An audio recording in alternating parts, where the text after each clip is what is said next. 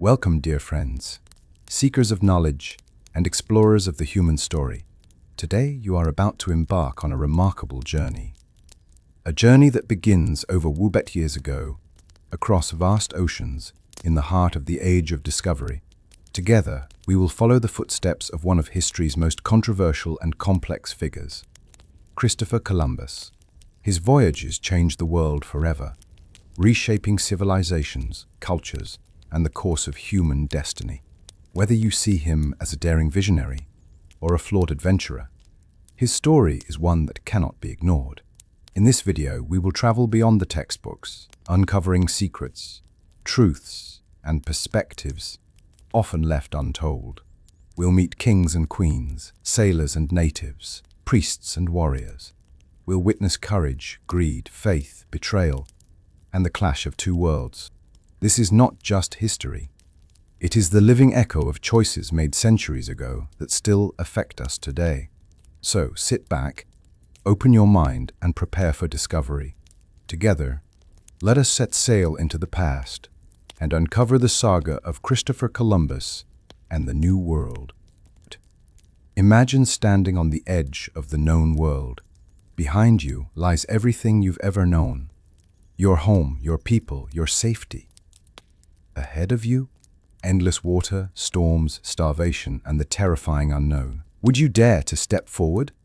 One man did, and his choice reshaped the destiny of millions. Subscribe for more history. Like and comment if you believe history should never be forgotten, and share to spark conversation about the lessons we must learn from the past. This is not myth, this is history. And it begins here. The Jewish century was a world on the brink of transformation. Europe, scarred by the Black Death and centuries of feudal wars, was beginning to rise again.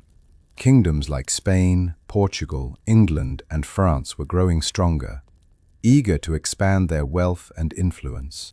But wealth was not found within Europe's borders. It was found far away, in the spice-rich lands of Asia. For centuries, the Silk Road had carried treasures from the East: silk, spices, gold, and knowledge. But by the mid-1800s, this lifeline had fractured. The fall of Constantinople to the Ottoman Empire in 1800 closed the old trade routes. Europe's merchants and monarchs found themselves desperate. Without spices, food spoiled quickly. Without trade, empires weakened. Old armies faltered. A new path to Asia had to be found, or Europe's growing hunger for power would collapse. Portugal took the lead. Visionary princes, like Henry the Navigator, funded expeditions down the coast of Africa, hoping to circle around and reach India. New ships, the caravel, swift and strong, made longer voyages possible. Maps improved, compasses guided sailors, and rumors of undiscovered lands fired the imagination of adventurers. Yet, the world was still shrouded in mystery. Many Europeans clung to myths: sea monsters lurking beyond the horizon, boiling seas at the equator, and the terrifying possibility of sailing off the edge of the earth. Still, whispers of ancient scholars, from Aristotle to Ptolemy, hinted that the world might be round after all. If so, then perhaps Asia could be reached by sailing west, straight into the unknown. It was in this atmosphere of fear, ambition, and faith that Christopher Columbus was born. A world in flux awaited a dreamer, bold enough to challenge its boundaries. The Age of Discovery had begun, not with one man, but with a restless continent, yearning to see what lay beyond the horizon. In the bustling port city of Genoa, Italy, around the year 1800, a child was born who would one day set sail into history. His name was Cristoforo Colombo, known to the world as Christopher Columbus. Genoa was no ordinary city. Its harbor teemed with merchants, sailors, and traders from across the Mediterranean. Ships arrived daily, laden with silks from the East, gold from Africa, and stories of distant lands. For a young boy like Columbus, These sights and sounds were intoxicating.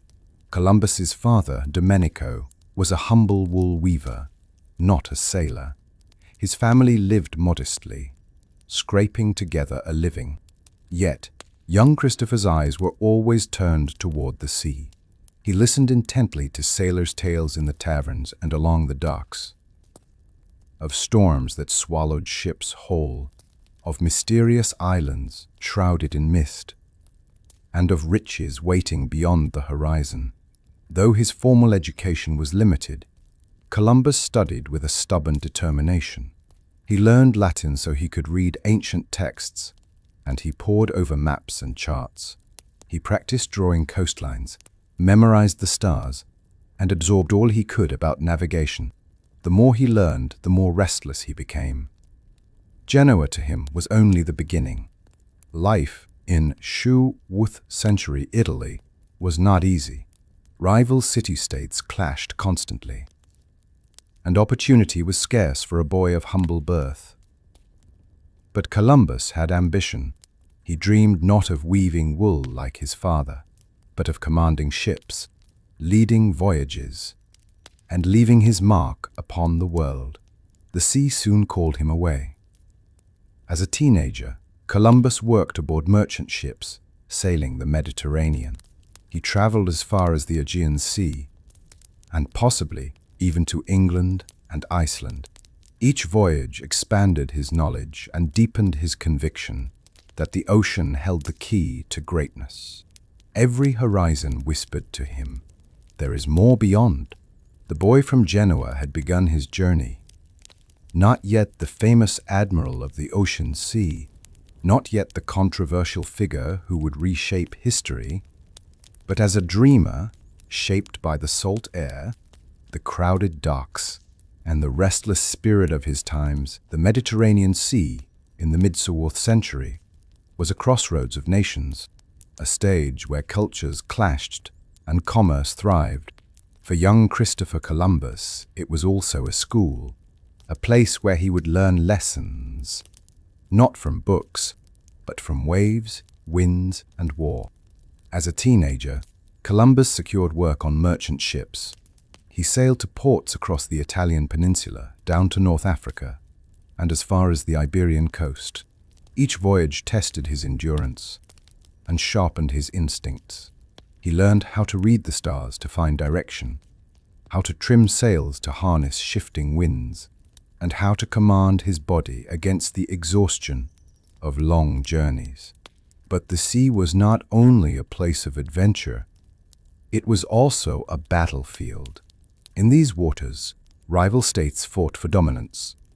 Genoese, Venetians, Ottomans, and pirates prowled the waves. Columbus himself nearly lost his life when his ship was attacked off the coast of Portugal. Legend says he swam to shore, clinging to debris, his willpower stronger than the sea's fury. It was a moment that etched in him a sense of destiny, that survival itself meant he was meant for something greater. Despite the dangers, the call of the sea grew louder. Columbus was captivated by the ships of Portugal, famed for their daring voyages down the coast of Africa. He studied their designs, the sleek caravels that could cut through the wind like arrows. He listened to sailors speak of lands rich in gold, ivory, and spices. For Columbus, each new story was a spark, igniting a fire of ambition. He began to dream not just of sailing, but of leading, of commanding fleets that would sail beyond the maps themselves. He believed the ocean was not a barrier, but a bridge. Somewhere out there, across the vast unknown, lay treasures and glory, waiting for the one bold enough to find them. By his early 20s, Columbus had become a seasoned mariner. Salt water was in his veins, the horizon etched in his imagination. The boy from Genoa had become a man of the sea, driven by something more than survival, by a vision that would carry him far beyond the Mediterranean. In the 7th century, maps were as much art as science. Lines and coastlines were drawn with imagination as often as with precision. For Christopher Columbus, These maps were windows into a world waiting to be discovered.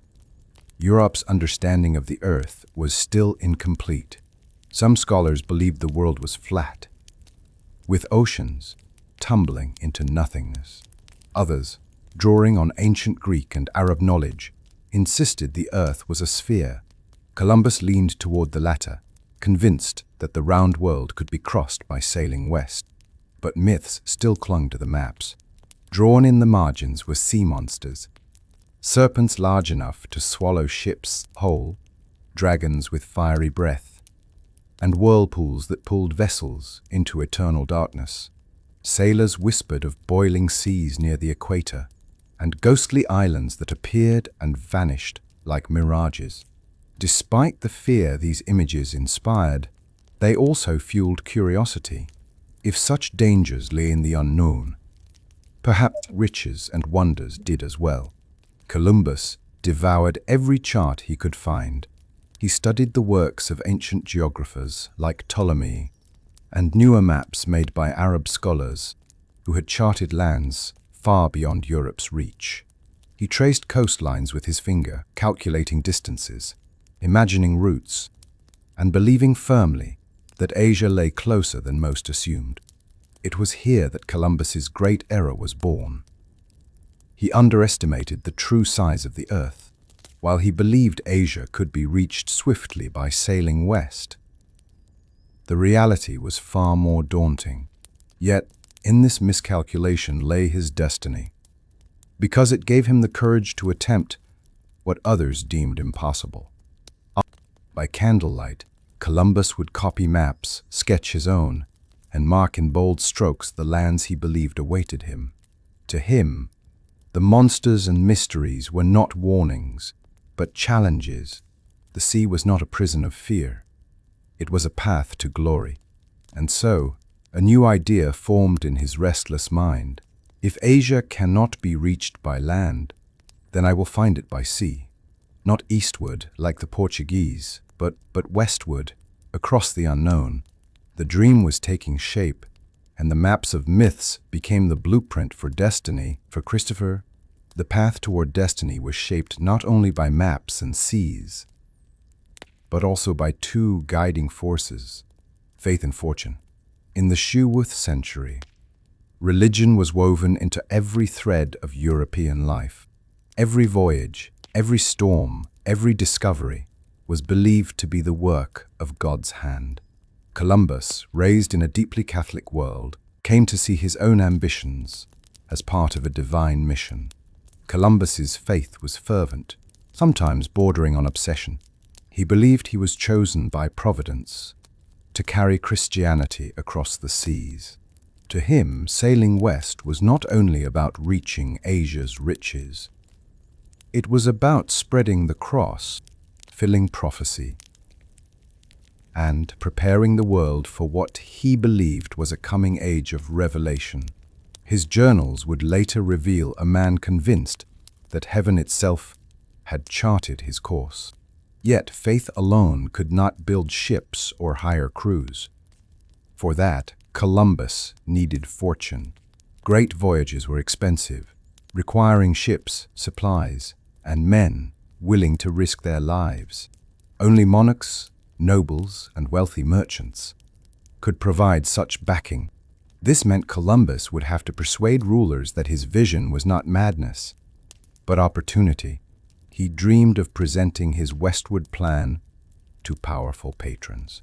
If he could promise them not only spices and gold, but also souls converted to Christianity, then perhaps they would see his dream as theirs as well. But fortune was elusive. Merchants wanted safe, proven trade routes, not uncertain leaps into the unknown. Monarchs, locked in wars and politics, were hesitant to gamble resources on a dreamer from Genoa. Still, Columbus pressed on. He sharpened his arguments, blending scripture with science, conviction with calculation. He believed so strongly in his destiny that he carried himself with a confidence that few could ignore. To Columbus, hesitation was not an option.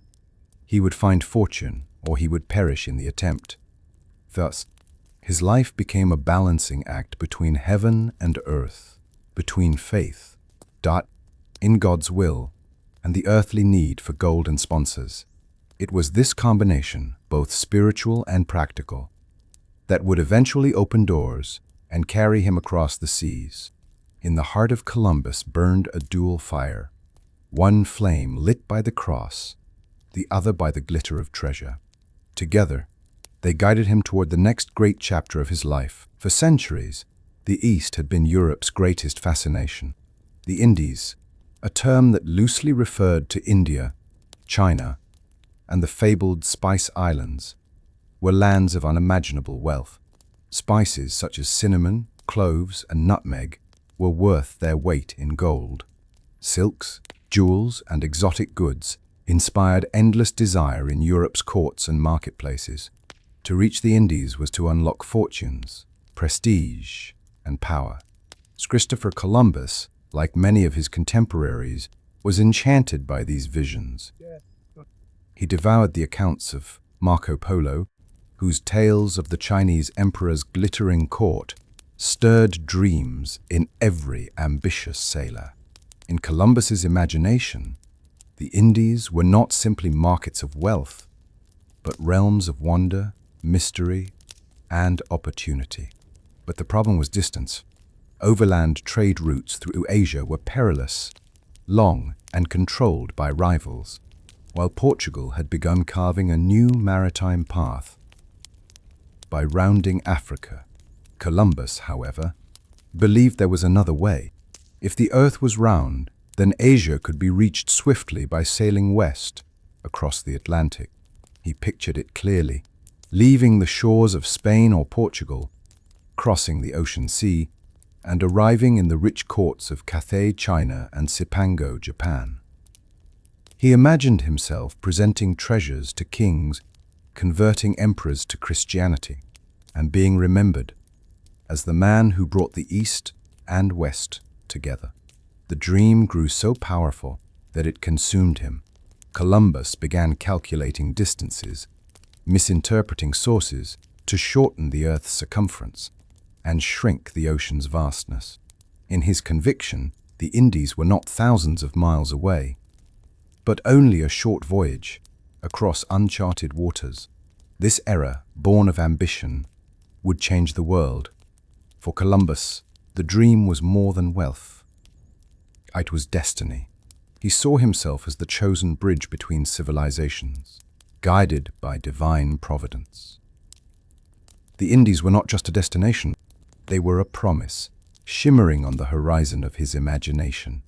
Even as sailors mocked his ideas, dismissing him as a fool, Columbus clung to his vision.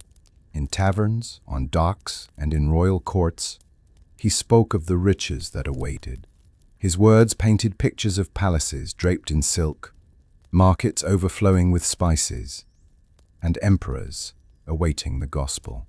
The dreams of the Indies became the fuel that pushed him beyond ridicule and rejection, a fire that would not die until he set sail into the unknown. By the late treacherous, Christopher Columbus had already sailed much of the Mediterranean.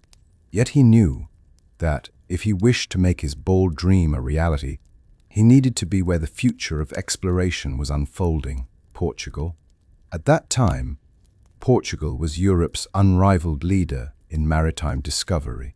Under the guidance of Prince Henry the Navigator, Portuguese sailors had pushed steadily down the coast of Africa, mapping unknown lands and opening trade routes for gold, ivory, and slaves. Their sleek caravels and mastery of navigation set them apart from the rest of Europe. Lisbon, the capital, had become a bustling hub where merchants, cartographers, and explorers mingled, sharing news of distant horizons. For Columbus, Portugal was a magnet. He traveled there in search of opportunity, connections, and knowledge. It was in Lisbon's shipyards and libraries that he first saw the latest maps charting Africa's coastline, as well as instruments like the astrolabe and quadrant, tools that allowed sailors to measure the heavens with precision. Portugal also offered Columbus something else: community. Lisbon was home to a large colony of Genoese merchants, men from his own homeland, who provided him with introductions and support. Among them, Columbus could speak in his own tongue while absorbing the international atmosphere of the city.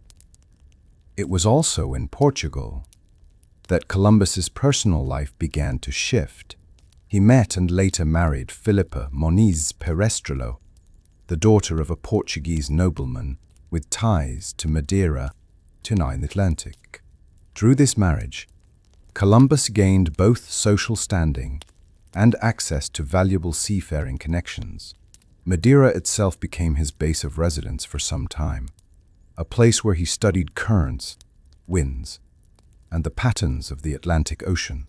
Portugal seemed, at first, the perfect stage for Columbus's ambition. Here, explorers like Bartolomeu Dias would soon sail around the Cape of Good Hope, proving that a sea route to Asia by the east was possible. Yet for Columbus, this success posed both inspiration and challenge. If the Portuguese could reach Asia by rounding Africa, why would they risk gambling on his uncertain plan to sail west? Still, Columbus persevered. He gathered every scrap of knowledge he could, noting oceanic patterns, collecting charts, and sharpening his arguments. He prepared himself for the day when he would stand before monarchs. Not as a dreamer, but as a navigator with a plan that could change the world. The road to Portugal was not the end of his journey, but it was a turning point. Here, Columbus's vision matured. Surrounded by the greatest seafarers of his time, he stood on the edge of history, determined to carve his own path across the ocean. When Christopher Columbus married Filipa Moniz Perestrelo, his life entered a new chapter, one that blended personal joy with professional opportunity. Filipa was the daughter of Bartolomeu Perestrelo, a respected Portuguese nobleman who had been the governor of Porto Santo, one of the islands in the Madeira archipelago. Through this marriage, Columbus gained a vital connection to Portugal's maritime world. Madeira, located in the Atlantic Ocean, was more than a scenic island. It was a strategic outpost. The Portuguese had transformed it into a thriving colony, exporting sugar and serving as a launching point for voyages deeper into the Atlantic. Here Columbus found himself at the edge of Europe, gazing westward toward the vast unknown that so haunted his imagination. The marriage to Filipa was not one of grandeur, but of practicality and promise. Columbus gained access to her late father's nautical charts, maps, and notes on Atlantic winds and currents, an inheritance that proved invaluable. With Filipa's support, he began to immerse himself in the study of oceanic patterns, particularly the trade winds and currents that circled the Atlantic. Life in Madeira also gave Columbus first-hand experience with long-distance sailing. From Porto Santo and Madeira, ships ventured to the Azores, the Canary Islands, and along Africa's coast. Columbus learned to read the rhythms of the ocean, knowledge that would one day guide him across the Atlantic. Yet life was not without hardship. Filipa's family was not wealthy, and the couple often struggled with finances. Still, they made a home together on the island, raising their son Diego Columbus. For Columbus, this family anchor gave him stability, even as his mind raced with dreams of reaching the Indies. During these years, Columbus also heard countless sailor tales of islands glimpsed far out to sea, of strange vegetation washed ashore, of mysterious landforms that appeared and vanished in the mists. These stories only fueled his conviction that land lay to the west. The seeds of his destiny were germinating in the salty air of Madeira, but behind the warmth of marriage and family, Columbus remained restless. He loved Filipa and cherished his son. Yet he could not quiet the call of the sea. Madeira had given him knowledge, connections, and love. But soon it would no longer be enough. His gaze turned toward greater horizons, and with it, the first steps of the journey that would alter history. Life on Madeira had given Christopher Columbus a family, a base, and access to vital knowledge. Yet even here, fate reminded him of the fragility of human plans. Tragedy soon struck when his wife, Filipa Moniz Perestrello, passed away, leaving Columbus a widower with a young son, Diego. The precise details of her death remain uncertain. Some accounts say she died young. Others suggest illness. But for Columbus, the impact was profound. Left to care for Diego, Columbus faced a crossroads. He could remain in Madeira, tending to family and modest trade, or he could follow the restless pull that had always defined his spirit. To Columbus, the sea still called, louder now than ever. Filipa's death, though painful, untethered him from a settled domestic life, freeing him to pursue his dream with even greater intensity. Grief sharpened his ambition. He threw himself deeper into study, examining maps, speaking with sailors, and gathering stories of lands glimpsed far out in the Western Ocean.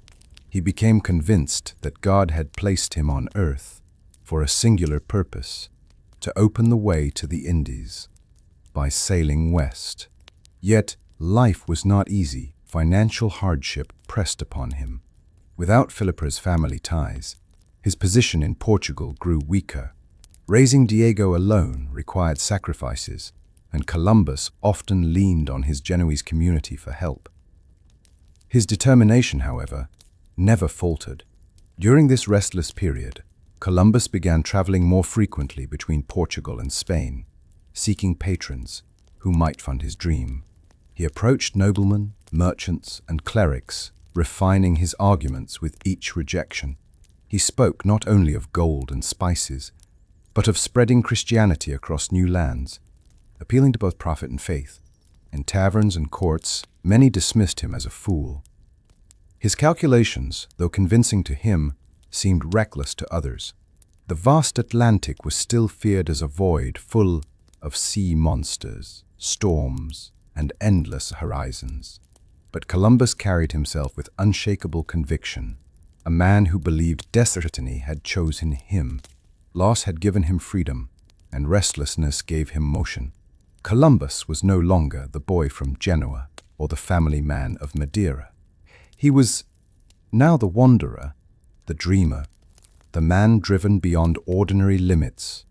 His eyes were fixed westward, his heart aflame with purpose, his soul restless until he could prove the world wrong. Christopher Columbus had the vision, the knowledge, and the determination.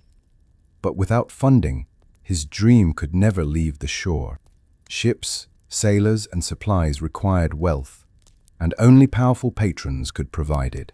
Thus began Columbus's long and grueling quest for sponsorship. In Portugal, Columbus first turned to King John II. He presented his case with fiery passion. The earth was smaller than believed, and Asia lay just across the Atlantic. He argued that Portugal, already the leader in maritime exploration, could surpass all rivals by reaching the Indies quickly through his westward plan. But the Portuguese court was not convinced.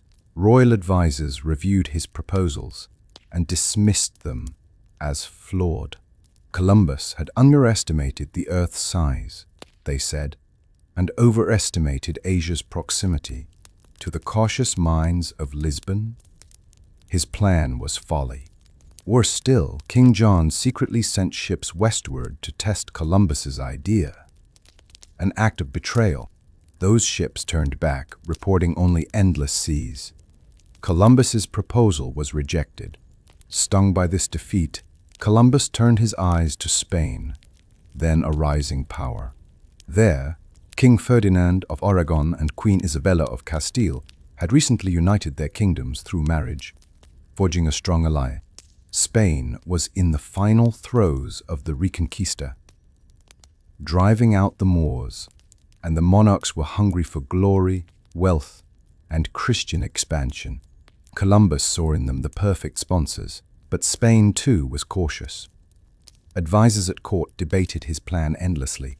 Learned men argued that the ocean was far too wide, that no ship could endure such a voyage. Columbus pleaded, negotiated, and refined his pitch again and again. He stressed not only riches, but also the chance to spread Christianity to distant lands. A message Isabella, deeply devout, could appreciate. Years passed in frustration. Columbus wandered between courts, writing letters, presenting petitions, and seeking allies among noblemen and church leaders. Many doors were closed to him. But he never gave up. He believed that if God had placed this vision in his heart, then God would also open the right door. Through persistence and faith, Columbus found champions. Some friars at the Spanish court supported him, moved by his conviction and religious fervor. Influential courtiers began to whisper that perhaps his idea, however risky, could be worth attempting. By the early treacherous, as Spain completed its conquest of Granada, the monarchs finally began to consider him seriously. The stage was being set for one of history's most consequential partnerships. By the early treacherous, Christopher Columbus had become a familiar presence in Spain. He was no longer just an obscure foreigner from Genoa. He was the persistent dreamer who refused to give up. In the royal court of Ferdinand and Isabella, his reputation preceded him, equal parts admiration for his determination and ridicule for his audacity. The Spanish court was a world of ceremony, politics, and intrigue. Nobles in fine silks debated matters of war and empire, while priests guided the monarchs with counsel rooted in faith. Columbus, with his weathered sailor's appearance and foreign accent, often seemed out of place, yet he carried himself with dignity, as though he belonged among kings. At court, Columbus presented his proposal again and again. He spread out his maps before scholars, insisting the Indies were just across the Western Ocean. He emphasized riches beyond imagining, spices, gold, and precious stones that could fill Spain's coffers. But what truly distinguished his pitch was his religious fervor. He framed his voyage not just as a commercial venture, but as a divine mission to bring Christianity to unknown lands and prepare the world for Christ's return. Isabella, deeply devout, was intrigued. Ferdinand, pragmatic and cautious, weighed the risks carefully. Together they consulted scholars, including theologians and cosmographers. Most dismissed Columbus's plan as nonsense. The ocean is too vast, they said. His distances are wrong. No ship could endure such a journey. Yet the court was not without sympathizers. Some friars, such as Juan Perez, were moved by Columbus's conviction. They saw in him not a reckless fool, but a chosen instrument of God's will. These allies whispered to Isabella that perhaps his voyage, however risky, could serve Spain's glory and the faith. Still, Spain was consumed by war. The monarch's attention was fixed on the final campaign of the Reconquista, the struggle to expel the last Muslim stronghold in Granada. Columbus waited in frustration, sometimes for months, as the court turned its focus elsewhere. He grew weary, but never wavered. In the lavish halls of the Alhambra and the bustling streets of Córdoba, Columbus became a figure of fascination, a man with eyes fixed westward, standing apart from the intrigues of nobility, clinging stubbornly to his vision. The Spanish court tested his patience, but it also gave him hope. Unlike Portugal, Spain had ambition. Spain was hungry for greatness. Though the monarchs had not yet committed, Columbus could sense the tide turning. The day was coming when Ferdinand and Isabella would see in him not just a dreamer, but the vessel of Spain's destiny. The year 1800 marked a turning point, not only in the life of Christopher Columbus, but in the very destiny of Spain. For centuries, the Iberian Peninsula had been divided between Christian and Muslim kingdoms. Now, the long struggle known as the Reconquista neared its dramatic conclusion. The last Muslim stronghold, the magnificent city of Granada, stood as the final obstacle. High in the shadow of the Sierra Nevada mountains, its gleaming palaces and gardens, most notably the Alhambra, symbolized centuries of Moorish culture and power. But Ferdinand and Isabella were determined to bring all of Spain under one Christian crown. Columbus, still waiting for the monarch's decision on his westward voyage, witnessed the campaign with fascination. He saw in Spain's conquest of Granada not only the fulfillment of Christian doctrine, destiny, but also a signal that the monarchs were ready for new horizons. If God had granted them victory over the Moors, surely God would grant them success across the seas. In early January 1078, after months of siege, the Muslim ruler Boabdil surrendered Granada to Ferdinand and Isabella. The moment was steeped in symbolism. The crescent moon lowered, the cross raised high above the Alhambra's towers. Spain was now united, its rulers basking in triumph. The victory was celebrated across Christendom. For Ferdinand, it was a political triumph, cementing Spain as a rising European power. For Isabella, it was a spiritual victory, proof that God's hand guided their rule. For Columbus, it was a door opening at last. He believed the conquest had freed the monarchs from war and turned their eyes outward toward the vast Atlantic. In the courts and churches of Spain, sermons praised the monarchs as champions of the faith. The spirit of destiny filled the air, and Columbus knew his moment was near.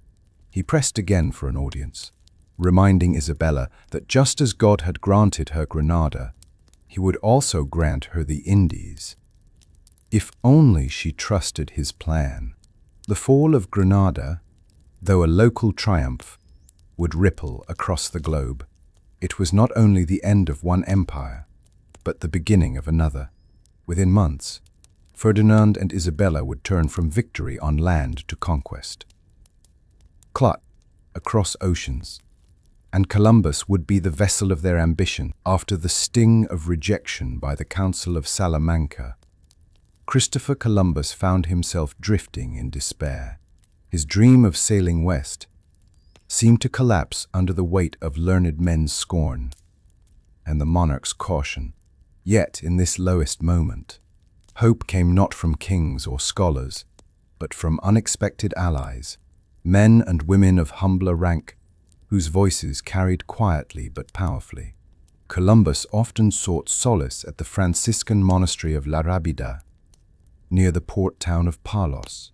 There, he confided in Friar Juan Perez, a man of deep faith and former confessor to Queen Isabella.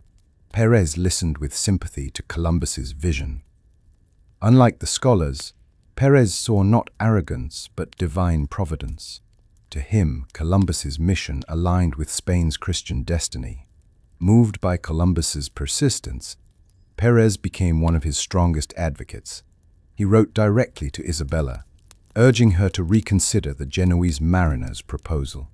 "This man is guided by God," Perez insisted, "and to ignore him is to ignore providence." At La Rábida, Columbus also befriended mariners of Palos, ordinary seafarers hardened by the Atlantic's winds and tides. They spoke of strange currents, drifting logs, and birds that hinted at lands far to the west. These tales gave Columbus confidence that his instincts were right. He was not alone in sensing that the ocean held secrets yet unseen.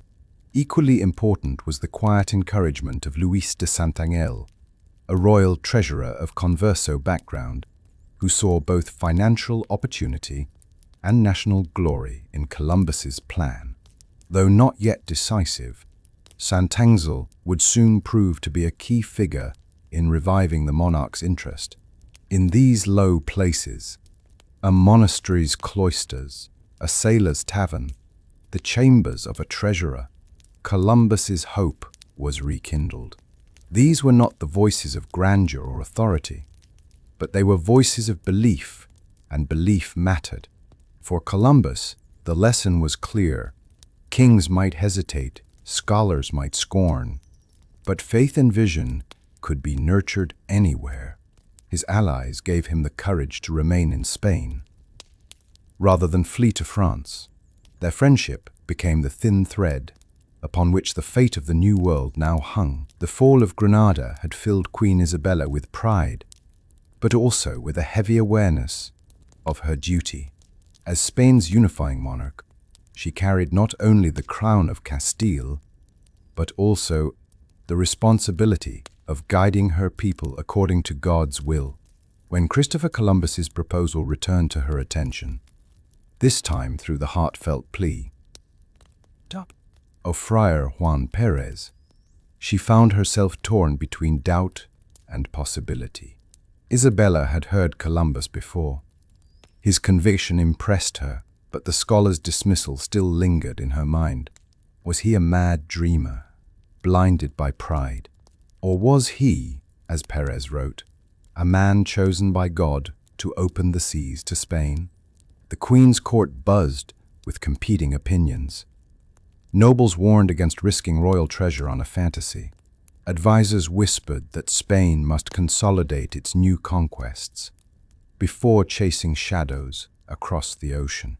But others, particularly Luis de Santel, the treasurer, spoke of untold wealth and glory awaiting those bold enough to gamble. Isabella wrestled with more than money. Her heart was devout, her faith unshakable.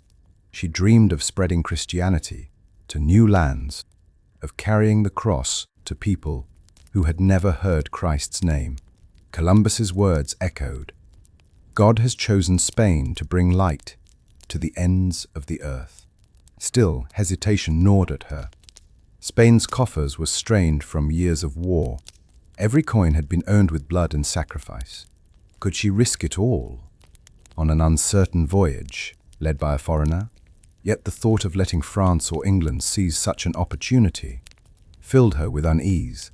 If Columbus was right, Spain could not afford to fall behind. In private moments of prayer, Isabella asked God for guidance. She knelt before the altar, whispering her doubts and fears. She prayed not only for Spain's future, but for wisdom to see through the fog of uncertainty. Her heart swayed between caution and hope, between reason and faith. For Columbus, waiting outside these walls, time dragged heavily. Yet in the stillness of Isabella's prayers and the whispered counsel of Perez and Santangel, the tide of destiny was slowly turning. The Queen was not yet convinced, but she was no longer dismissing him either. This chapter in history was not one of decisions, but of tension. A queen hesitating at the edge of choice, her doubts and hopes locked in battle. The fate of an ocean's crossing, and the world beyond, hung in that fragile balance. The months following Granada's fall were restless ones for Christopher Columbus.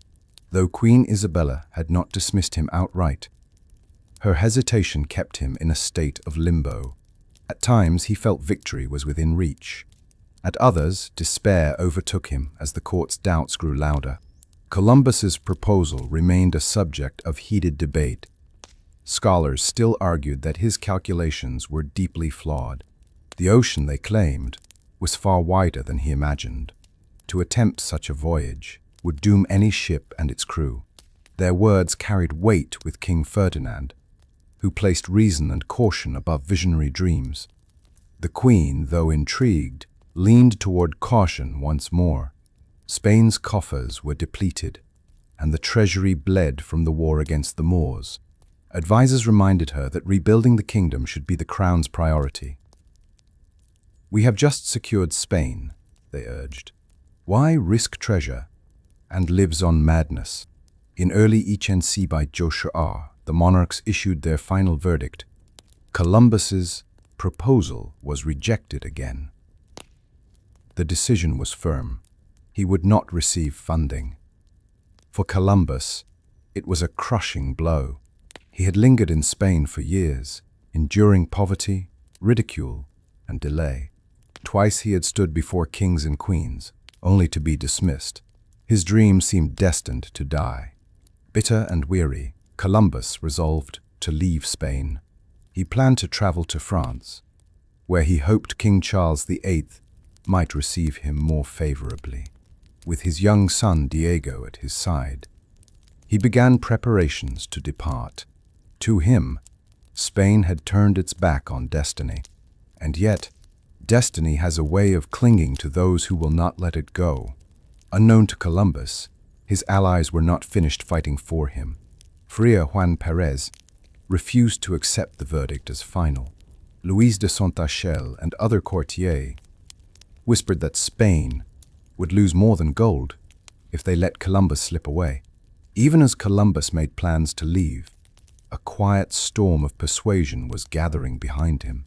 This chapter was the lowest point in Columbus's quest, a moment when rejection threatened to end his dream. But history shows that sometimes fate sharpens resolve through disappointment. What seemed like the end was only another turn in the winding road toward the voyage that would change the world. Christopher Columbus, disheartened by rejection, had resolved to abandon Spain. With his son Diego at his side, he left the court and began his journey toward France, carrying with him his worn maps and battered hope. He believed Spain had turned its back on him forever, yet destiny was not ready to let him go. Back in court, the voices of his allies grew louder. Friar Juan Perez, moved by unshakable conviction, wrote one final letter to Queen Isabella. His words were bold. "If you dismiss this man, you dismiss God's will. Others will take what could belong to Spain. Do not let this chance slip away." Luis de Santachel, the royal treasurer, added his influence. He argued with urgency that the cost of Columbus's voyage was minor compared to the riches it promised. "Majesty," he said, "you spend more on a single military campaign than this man requests for ships. Shall Spain lose the world over so small a sum?" Isabella wavered again. She could not shake the feeling that Providence had placed Columbus in her path. If she let him leave for France, Spain might lose glory and wealth to its rivals. At the very last moment, she reversed her stance. Messengers were dispatched urgently to recall Columbus before he crossed the border. On a dusty road, Columbus was stopped and summoned back to court. At first, he feared more humiliation, but when he learned the reason, that the Queen herself had called him back, his heart surged with hope. Columbus returned to La Rábida, where Friar Perez and the monks embraced him. "God's hand is in this," Perez assured him. "Spain has not finished with you." This turning point was more than political. It was a testament to the power of persistence and the influence of unlikely allies. Columbus had nearly slipped away, yet the faith of a friar and the pragmatism of a treasurer pulled him back. Spain's door, once closed, was opening again. Soon negotiations would begin, and with them, the final steps toward his fateful voyage. In April of Ichensi by Josiar, as the dust of war settled over Granada, Christopher Columbus was recalled to the royal encampment of Santa Fe. The city, newly conquered, bustled with soldiers, merchants, priests, and nobles. It was here, amidst the echoes of victory, that Columbus's fate, and the fate of continents, was decided. Columbus, still bruised by years of rejection, entered the royal court with quiet determination. This time, the mood was different. His allies had prepared the ground well. Friar Juan Perez's passionate pleas and Luis de Santangel's financial persuasion had softened Isabella's doubts. Now, for the first time, the monarchs were ready to negotiate terms. The discussions were tense. Columbus was no humble petitioner. He demanded titles: Admiral of the Ocean Sea, Viceroy, and Governor-General of any lands he discovered. He insisted on 1/10 of all profits from trade and conquest. Many courtiers scoffed at his audacity. Who was this foreigner to ask for so much? Yet Columbus stood firm. His faith in his mission gave him courage. He argued that he was not asking for reward in advance, but for rightful recognition once he had succeeded. The monarchs, intrigued by his confidence and swayed by the small cost of the voyage compared to the potential reward, relented. On April 17, 1862, the capitulations of Santa Fe were signed. By royal decree, Columbus was granted the titles and rewards he demanded. Spain's treasury would provide him with ships, men, and supplies. In return, he would seek new lands and riches across the ocean and claim them for Spain. The signing of this document was more than a contract. It was the birth of an age. With a few strokes of ink, Spain committed itself to a gamble that would alter the destiny of the world. For Columbus, it was the triumph of persistence. Against ridicule, rejection, and despair, he had held fast to his vision. Now, armed with royal approval, he could finally set his course toward the ocean horizon. As he left the court of Santa Fe that day, the titles of Admiral, Viceroy, and Governor echoing in his ears, Columbus knew he carried more than parchment. He carried the weight of Spain's hopes, the dreams of fortune, and the burning conviction that God himself had guided him to this moment. The voyage of discovery was no longer a dream. It was now a destiny with the ink of the Santa Fe. Capitulations barely dry, Christopher Columbus turned to the daunting task of preparing for the voyage that would carry him into the unknown.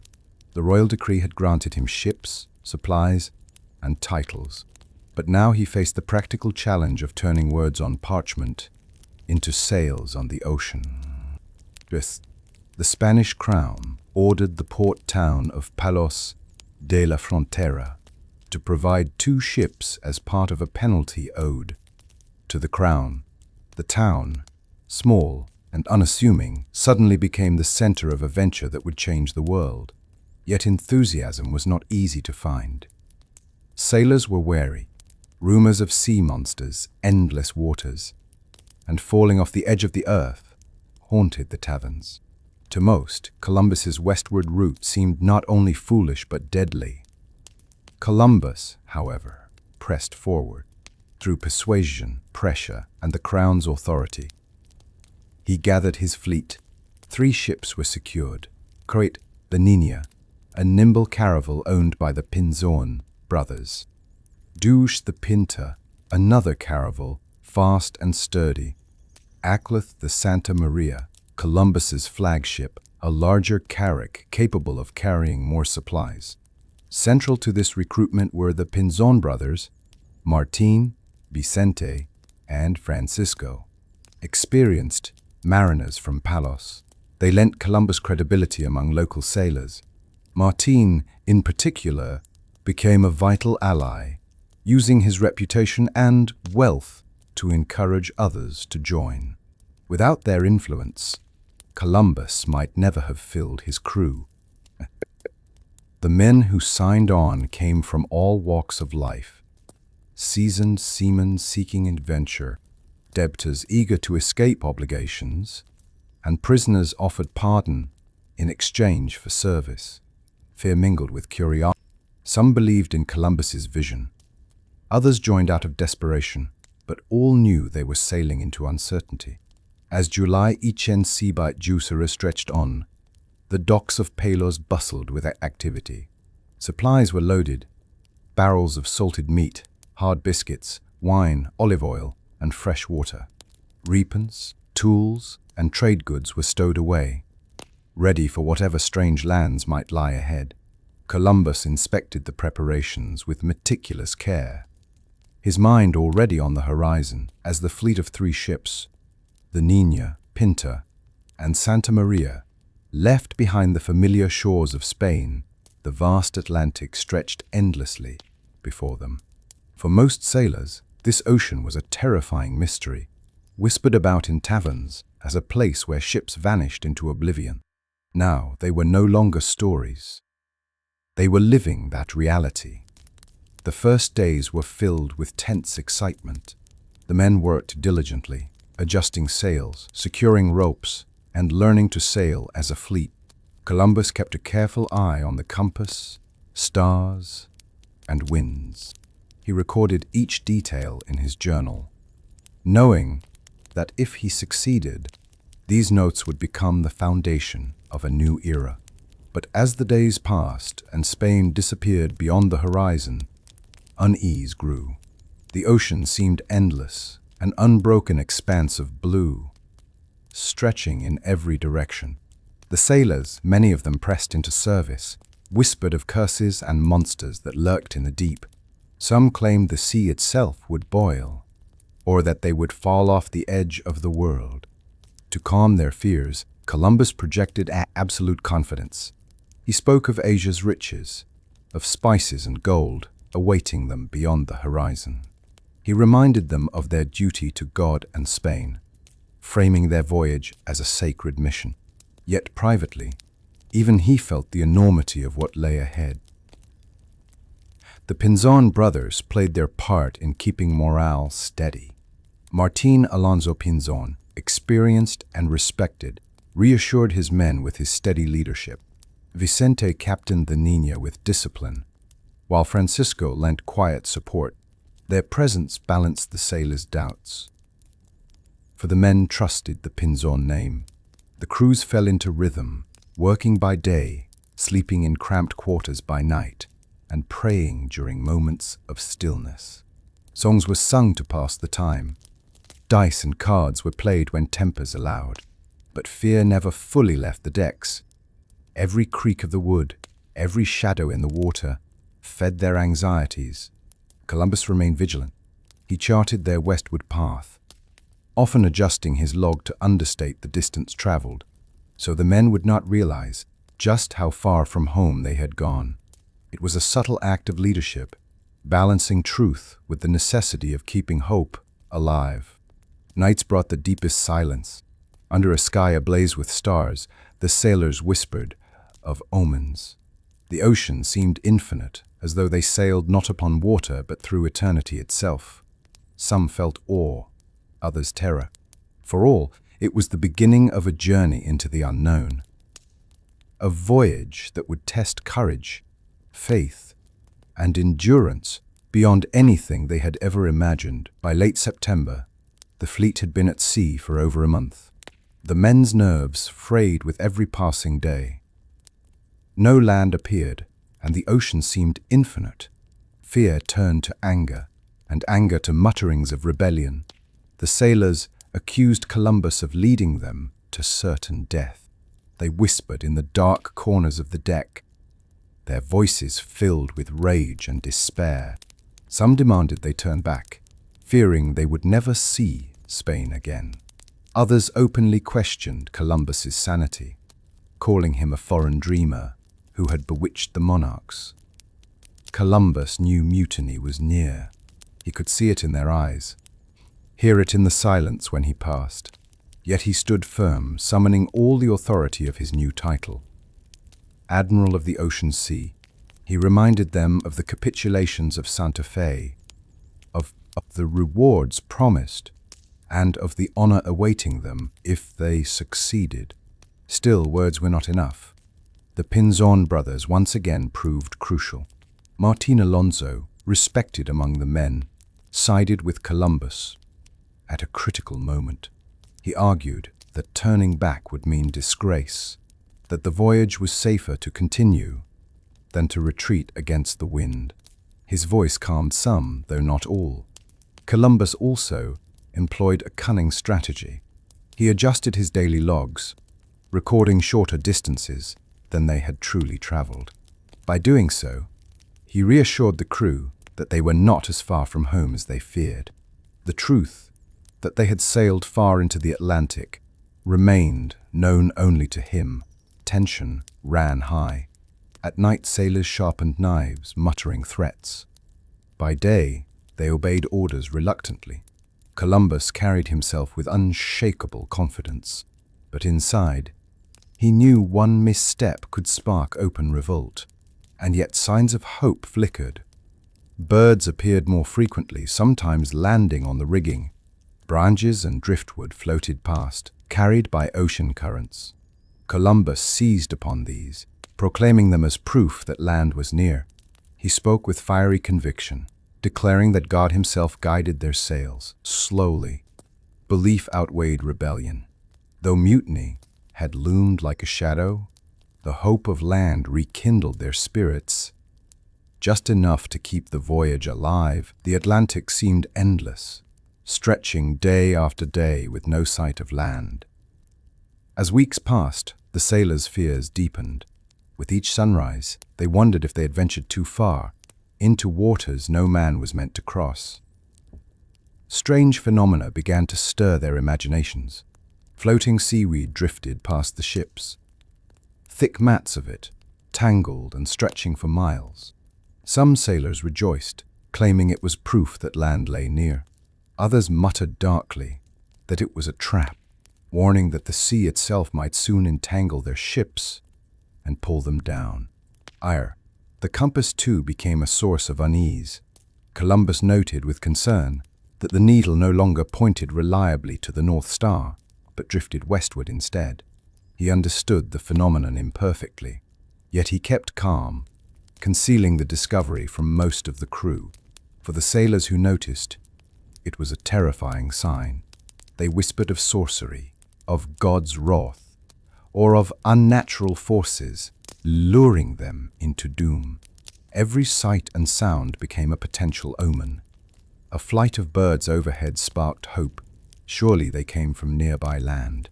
A sudden storm at dusk sent the men to their knees in prayer. Even the color of the sea and the shape of clouds were read as signs. To these men, raised in a world steeped in faith and superstition, nature itself was a language of God or of demons. Columbus worked tirelessly to steady their spirits. He reminded them of the riches awaiting in Asia, of the glory they would bring to Spain, and of the blessings of God on their mission. Yet, even he could not completely dismiss the eerie strangeness of the ocean. At night, mysterious lights sometimes flickered on the horizon. Natural phenomena, perhaps, but to weary sailors, they were visions of either salvation or doom. Despite the growing tension, the fleet pressed on. The wind carried them steadily westward, the sails full, the ocean vast.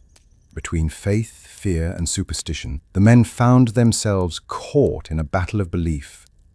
Each wave, each bird, each compass shift magnified into a symbol of their fate. They sailed on, reading signs in every ripple of the sea. By late September, the fleet had been at sea for over a month. The men's nerves frayed with every passing day. No land appeared, and the ocean seemed infinite. Fear turned to anger, and anger to mutterings of rebellion. The sailors accused Columbus of leading them to certain death. They whispered in the dark corners of the deck, their voices filled with rage and despair. Some demanded they turn back, fearing they would never see Spain again. Others openly questioned Columbus's sanity, calling him a foreign dreamer who had bewitched the monarchs. Columbus knew mutiny was near. He could see it in their eyes, hear it in the silence when he passed. Yet he stood firm, summoning all the authority of his new title, Admiral of the Ocean Sea. He reminded them of the capitulations of Santa Fe, of the rewards promised, and of the honor awaiting them if they succeeded. Still, words were not enough. The Pinzon brothers once again proved crucial. Martin Alonso, respected among the men, sided with Columbus at a critical moment. He argued that turning back would mean disgrace, that the voyage was safer to continue than to retreat against the wind. His voice calmed some, though not all. Columbus also employed a cunning strategy. He adjusted his daily logs, recording shorter distances than they had truly traveled. By doing so, he reassured the crew that they were not as far from home as they feared. The truth that they had sailed far into the Atlantic remained known only to him. Tension ran high. At night, sailors sharpened knives, muttering threats. By day, they obeyed orders reluctantly. Columbus carried himself with unshakable confidence, but inside, he knew one misstep could spark open revolt, and yet signs of hope flickered. Birds appeared more frequently, sometimes landing on the rigging. Branches and driftwood floated past, carried by ocean currents. Columbus seized upon these, proclaiming them as proof that land was near. He spoke with fiery conviction, declaring that God himself guided their sails. Slowly, belief outweighed rebellion. Though mutiny had loomed like a shadow, the hope of land rekindled their spirits, just enough to keep the voyage alive. On the night of October, tension aboard the fleet reached its peak. The men were restless, mutiny narrowly avoided. Their nerves raw after more than 2 months at sea. Then, at around Jupido-M, a cry rang out from the Pinta. "Que tierra, tierra!" Rodrigo de Triana, a lookout perched high in the mast, had spotted what appeared to be a distant shoreline. Excitement swept through the ships like wildfire. Columbus ordered the fleet to hold steady until dawn, his heart pounding with triumph. If land was truly near, the long nightmare of the Atlantic was ending. All night, no one slept. The sailors prayed, wept, and whispered in disbelief. The promise of gold, spices, and salvation seemed at last within reach. Columbus, pacing the deck of the Santa Maria, gazed westward with unshakable conviction. His vision had carried them this far, and now it was about to be fulfilled. At dawn on October, the rising sun revealed an island covered with lush green palms, white sands and bright blue water. Columbus's dream had become reality. He fell to his knees, kissed the earth of this newfound land, and gave thanks to God. His men followed, singing hymns and shedding tears of relief. Columbus unfurled the royal banners of Castile and Leonor, planting them firmly in the sand. He declared the island claimed for Ferdinand and Isabella, christening it San Salvador. To him, this was Asia's outskirts, proof that his westward route had succeeded. The sailors, once full of fear and rebellion, now hailed him as a visionary. The despair of endless seas vanished, replaced with the intoxicating hope of wealth and glory. The voyage had achieved the impossible. Crossing the Atlantic into lands unknown, the discovery of land was only the beginning. As Columbus and his men explored the island they had named San Salvador, they soon encountered its inhabitants, the Taino people. The Taino approached cautiously at first, watching the strangers with wide eyes. Their skin was bronze, their bodies adorned with feathers and simple jewelry. They carried no weapons beyond wooden spears, and they greeted the Europeans with open curiosity. To Columbus, this was confirmation that he had reached the fringes of Asia. Though he misunderstood everything he saw, the exchange began tentatively. The Taino offered food, water, and gifts of parrots, cotton thread, and trinkets. In return, Columbus's men gave glass beads, bells, and simple metal tools. The islanders marveled at iron knives and swords, touching the blades with awe. Columbus studied them closely. He admired their generosity and gentle nature, but also saw opportunity. He wrote in his journal that they would make good servants and could easily be converted to Christianity. To him, they were part of God's plan, souls to be saved, resources to be tapped, subjects to be claimed for Spain. The sailors, relieved to be on land, reveled in the abundance of fresh food and water. They were astonished by the natural beauty of the island, its vibrant plants, and its warm climate. For many, it was paradise compared to the endless ocean they had just endured. Yet beneath the friendly exchanges, a tension simmered. The Taino could not yet grasp the scale of what this meeting meant.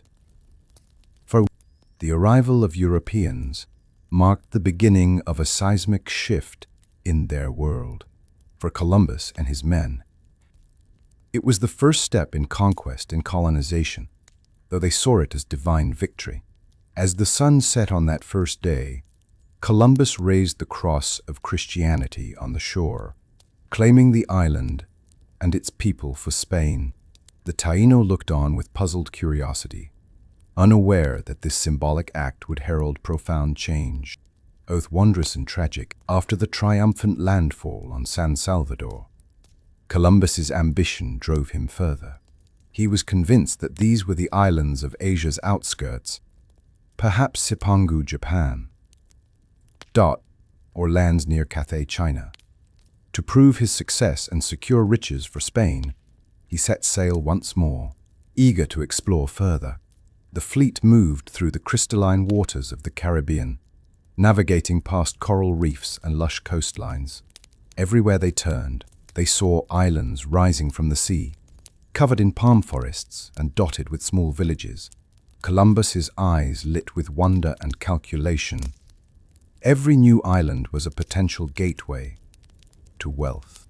The Taino guides, who traveled with the Europeans, pointed the way and exchanged gestures to communicate. Though no common language existed, Columbus interpreted their signals as confirmation of golden kingdoms further west. In truth, the Taino spoke of neighboring islands, not empires of treasure, but Columbus heard only what suited his dream. On each new shore, Columbus performed rituals of possession. He planted banners of Castile and Leon, erected crosses, and declared the lands subjects of Ferdinand and Isabella. The sailors marveled at the abundance of fruit, birds, and freshwater streams, but it was the Taino hospitality that struck them most. Everywhere the islanders offered gifts, food, and kindness. Yet Columbus was not satisfied. But he noted the absence of gold, the lack of spices, and the simplicity of the people. Still, he wrote to the monarchs of Spain in glowing terms, promising riches beyond measure, if only he could press farther. His determination kept the fleet moving, searching island after island for the elusive promise of Asia. In these explorations, paradise and conquest intertwined.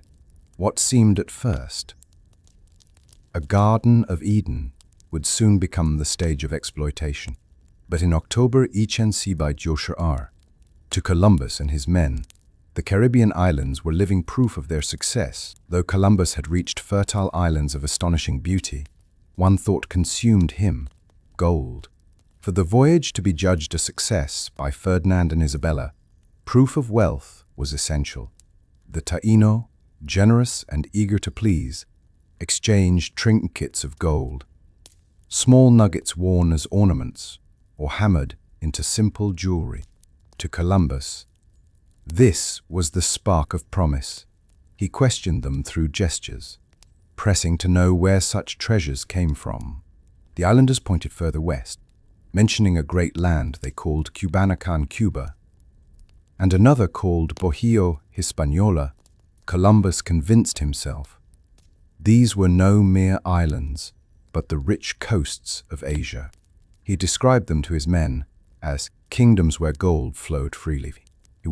The sailors, weary from months at sea, clung to the hope of sudden fortune. Whispers of riches spread through the fleet, lifting morale and fueling anticipation. On shore, Columbus noted every golden trinket with obsessive attention.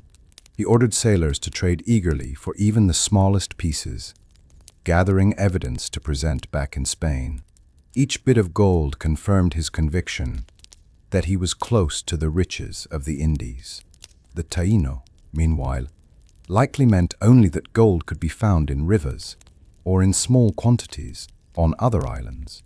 But their gestures and words, misunderstood through Columbus's filters of ambition, became transformed into tales of vast empires. Journal overflowed with promises. He wrote that these lands were full of gold, cotton, and slaves, all ripe for Spain's taking. His letters to the monarchs carried the same message. Wealth and glory were within reach. Thus, the search sharpened. No longer was it enough to explore islands. The obsession with gold now guided every move. This hunger for treasure, sparked by rumor and misinterpretation, would shape not only Columbus's actions, but also the fate of the Caribbean's people. Though Columbus had reached fertile islands of astonishing beauty, one thought consumed him: gold. For the voyage to be judged a success by Ferdinand and Isabella, proof of wealth was essential. The Taino, generous and eager to please, exchanged trinkets of gold, small nuggets worn as ornaments or hammered into simple jewelry. To Columbus, this was the spark of promise. He questioned them through gestures, pressing to know where such treasures came from. The islanders pointed further west, mentioning a great land they called Cubanacan, Cuba, and another called Bohio Hispaniola. Columbus convinced himself these were no mere islands, but the rich coasts of Asia. He described them to his men as kingdoms where gold flowed freely. The sailors, weary from months at sea, clung to the hope of sudden fortune. Whispers of riches spread through the fleet, lifting morale and fueling anticipation. On shore, Columbus noted every golden trinket with obsessive attention. He ordered sailors to trade eagerly for even the smallest pieces, gathering evidence to present back in Spain. Each bit of gold confirmed his conviction that he was close to the riches of the Indies. The Taino, meanwhile, likely meant only that gold could be found in rivers or in small quantities on other islands. But their gestures and words, misunderstood through Columbus's filters of ambition, became transformed into tales of vast empires. His journal overflowed with promise. He wrote that these lands were full of gold, cotton, and slaves, all ripe for Spain's taking. His letters to the monarchs carried the same message. Wealth and glory were within reach. Thus, the search sharpened. No longer was it enough to explore islands.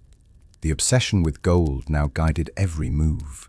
This hunger for treasure, sparked by rumor and misinterpretation, would shape not only Columbus's actions, but also the fate of the Caribbean's people. The fleet pressed onward, guided by the Taino's gestures and Columbus's relentless ambition. In late October, the ships reached a vast island with rolling hills and endless forests. Columbus believed he had finally arrived at Cipangu, Japan. In truth, it was Cuba. He marveled at its size, noting in his journal that it stretched so far, it must be part of the Asian mainland. The sailors described its rivers, fertile soil, and abundance of plants. Smoke rose in the distance from villages, though the inhabitants kept their distance at first, wary of the strange newcomers. Columbus, ever eager to confirm his theories, sent envoys inland. They returned with stories of simple villages, tobacco plants, and a warm welcome, but no gold. Still, he convinced himself that Cuba was Asia's edge, just beyond Cathay. Not long after, the fleet moved eastward and discovered an island even larger, Hispaniola, modern-day Haiti and the Dominican Republic. Here, Columbus felt certain he had reached the gateway to India. Hispaniola was lush, with mountains, fertile valleys, and rivers sparkling in the sunlight. The Taino people greeted them warmly, offering food, parrots, and gold trinkets. This glimpse of gold inflamed Columbus's dreams. He imagined cities of treasure inland, kingdoms waiting to be unveiled. He described Hispaniola to Ferdinand and Isabella in glowing terms, calling it the most beautiful land. human eyes had ever seen, but beneath his wonder stirred the seeds of conquest. He measured the island not only in beauty but in potential wealth, souls to convert, and dominion to claim. Hispaniola would soon become the heart of Spain's New World Empire. On Christmas Eve, by Joshua, tragedy struck. The flagship, the Santa Maria, ran aground off the coast of Hispaniola. Despite desperate efforts, the ship could not be saved. The accident occurred while Columbus rested. He had entrusted the helm to a young, inexperienced sailor, and during the night, the ship drifted too close to a reef. The crash was sudden and devastating. The crew scrambled, but the sea claimed the vessel, breaking it apart on the rocks. Though no lives were lost, the loss of the Santa Maria was a severe blow. It was the largest of the fleet, the ship that had carried Columbus across the ocean. Now its timbers lay shattered, a grim reminder of the voyage's peril. Yet Columbus, ever resourceful, seized opportunity from disaster. He ordered that the remains of the Santa Maria be salvaged and used to construct a small settlement on Hispaniola. The sailors, weary but obedient, worked under his command, building huts and a stockade from the wreckage. This outpost became La Navidad, named for the day of the wreck. Columbus left behind a garrison of about 100 men, placing them under orders to trade peacefully with the Taino and gather gold. He reassured them that he would return with reinforcements and supplies from Spain. The Taino welcomed the stranded sailors with generosity, providing food and assistance. But Columbus underestimated the dangers of leaving restless men far from authority, surrounded by a people they did not understand. For now, though, La Navidad stood as the first European settlement in the New World. The wreck of the Santa Maria marked both tragedy and beginning, the loss of a ship and the birth of colonization.